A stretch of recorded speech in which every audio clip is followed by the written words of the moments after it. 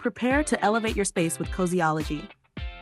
In this video, we'll guide you through how to install the Ravon curtain rod. Step 1. Adjust the rod length.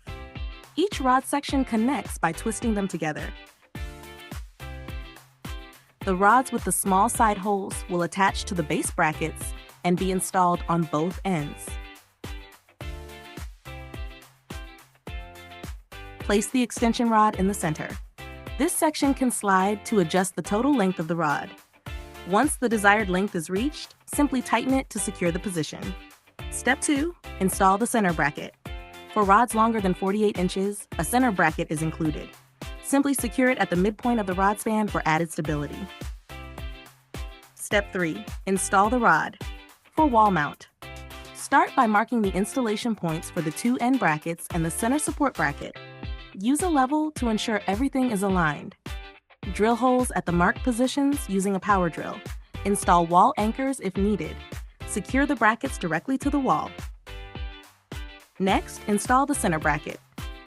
Place the rod onto the center bracket and the brackets on both ends.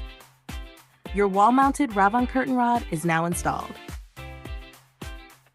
To achieve better light blocking, slide the rings on both sides close to the brackets. This allows the drapery to wrap toward the wall and helps reduce light gaps. Ceiling mounting is not recommended for the Ravon rod, as it will prevent the wraparound design from providing proper light blocking. However, if ceiling installation is required, follow the same steps. Mark the positions for both end brackets and the center bracket, ensuring they are level. Drill holes and install anchors if needed. Secure the mounting plates to the ceiling. Then tighten the rod into the brackets to complete the installation. Your ceiling-mounted Ravon rod is now installed.